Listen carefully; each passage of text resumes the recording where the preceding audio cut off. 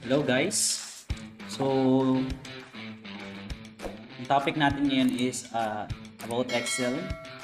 So, ituturo ko kayo sa Excel and then papaliwanag ko sa inyo yung mga features ng Excel.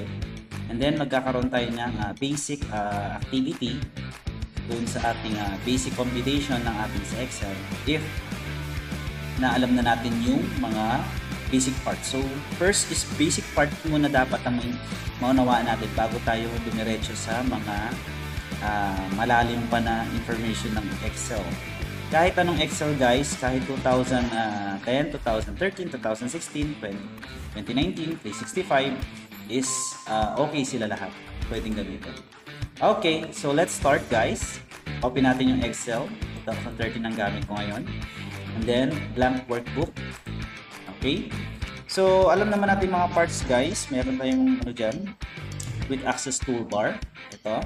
Meron tayong menu bar. Ito yung mga menu bar natin. May home, insert, page layout, formulas, data, review, and view. Ito naman yung ating title bar. So, yung book 1, wala pa tayong nare-rename kaya wala pa siyang title. Kaya normal, temporary title niya is book 1. Sunod, yung ating mga control buttons. Minimize, maximize, and then exit. And then, yung ating file tab.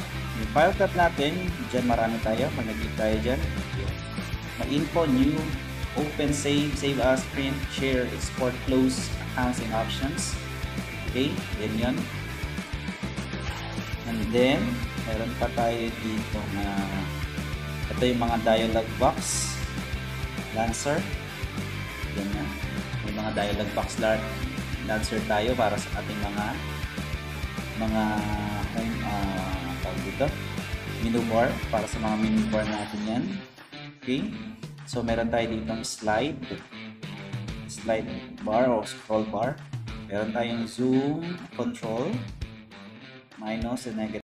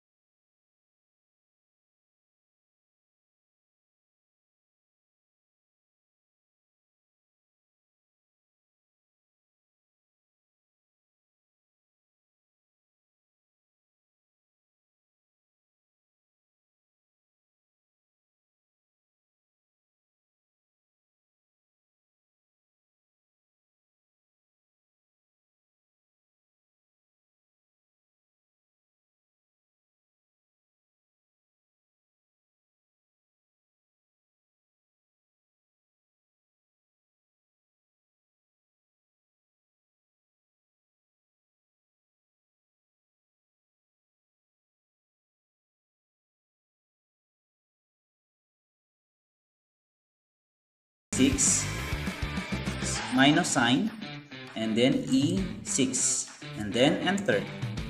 O, diba? 10 ang minus niya. Halimbawa, ito ay 140. O, di 130 kasi ma-minusan lang naman yun ng 10. Okay? So, ayan yung basic computation using symbol ng ating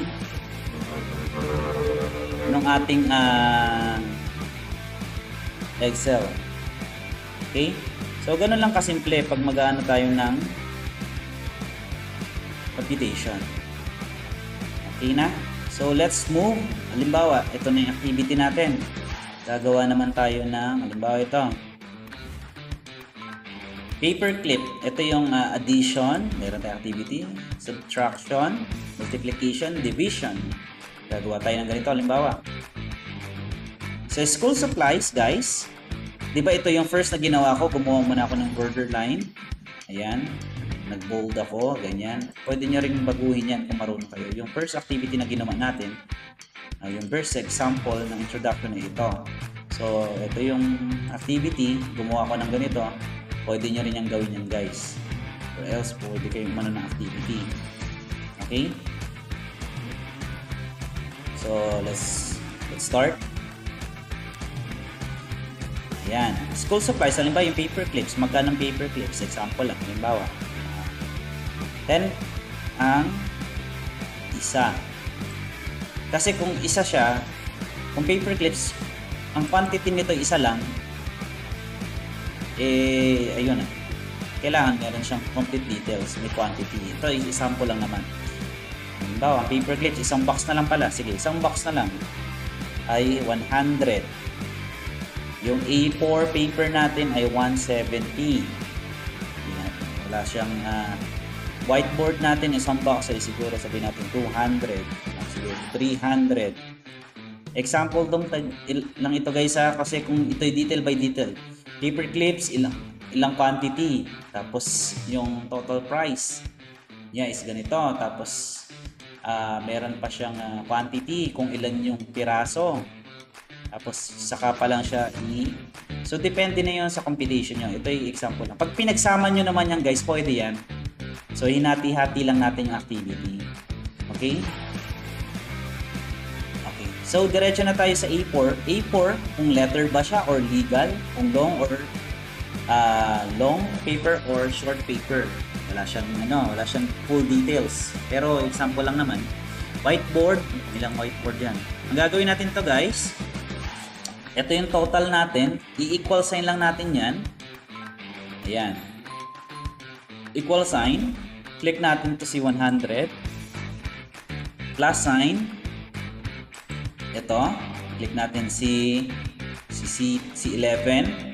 Plus sign. And then, click natin. And then, enter.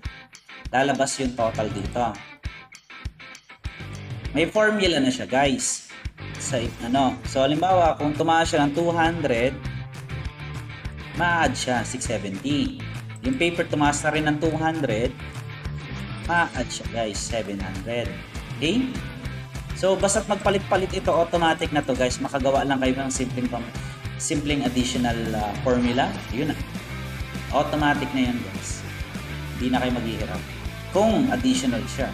Kung subtraction naman tayo, subtraction, cost of pants, ito yung ang full price niya guys is 3,450.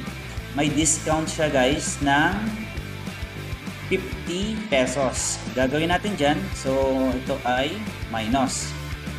Equal sign again. Click natin doon sa price.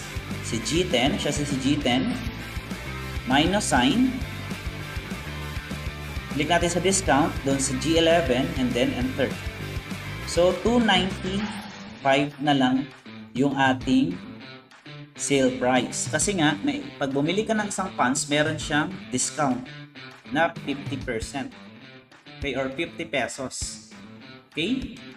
So, kung tataas pa yung percent, halimbawa, yung discount, halimbawa, nag 67% yung discount, mapabawasan pa rin yung yung sale price ng item. Although dun sa full price niya. Okay. How about multiplication? Multiplication natin.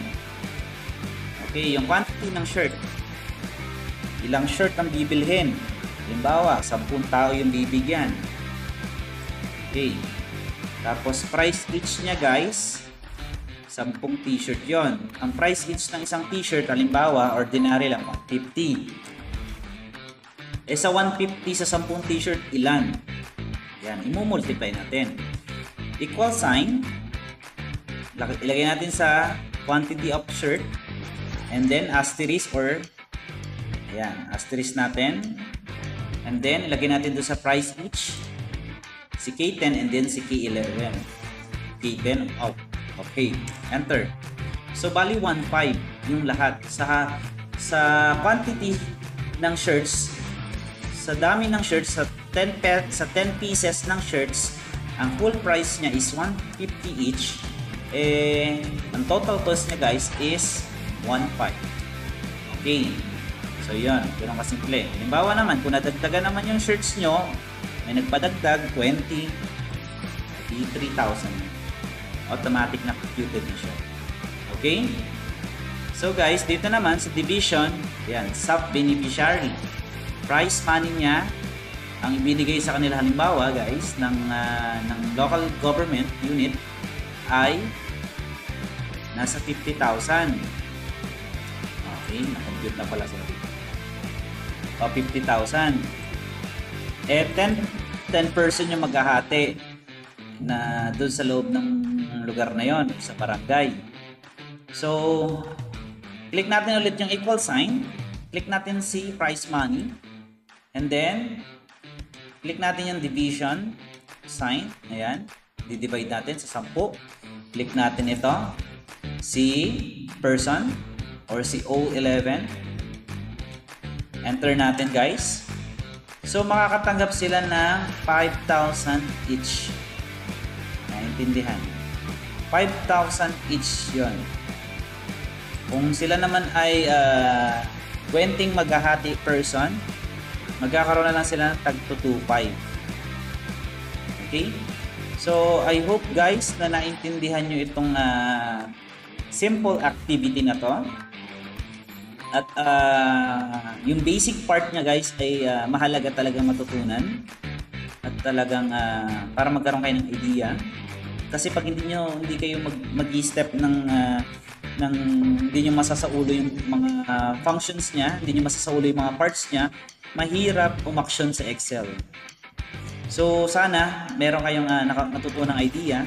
And then guys, magda-draft ako guys sa inyo ng activity na gagawin ninyo sa inyong module. Ang activity na gagawin nyo sa inyong module guys, gagawa kayo ng simple computation. Okay? So ida-drop ko siya sa GC, wait nyo siya, and then pwede nyo na siyang ipasa. So panoorin nyo lang yung video kung di niyo nag-iintindihan, madali lang paggagawa nito guys ha. Para yung kaninang ginawa lang natin. Ayan.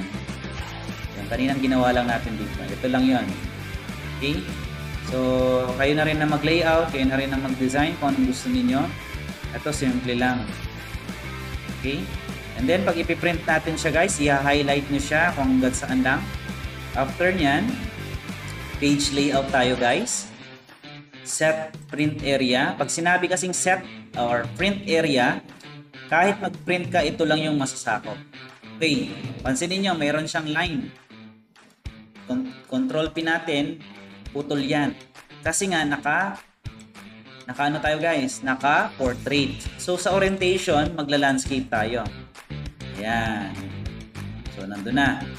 So guys, take note pala, before kayo mag-edit, make sure kung ano yung dineclare nyo kung ano yung i-declare nyo orientation ng inyong papel. O, try natin. Control P. Ayan na. Kompleto na sila. Okay? So, declare muna kayo ng papel kung ano yung gagawin ninyo, kung orientation ba siya o ano. Then, yung margin natin, tandaan ninyo, remember dun sa ating Microsoft Word, yung paggagawa nun ay same lang nito. Ang pagkakaiba lang nila, meron tong column, meron tong row, meron tong formula. May mga special effects ng computation. Okay? So I hope guys na may natutunan kayo sa aking video ng ating Microsoft Excel 2013, yung mga basic part, how to save, mga features, and then yung mga activity, yung basic computation ng ating ayan, basic computation ng ating Excel. I hope na may nadagdagan sana may nadagdagan ng madami or kaunti, at least meron nadagdagan. So maraming salamat guys. Thank you guys. See ya and God bless everyone.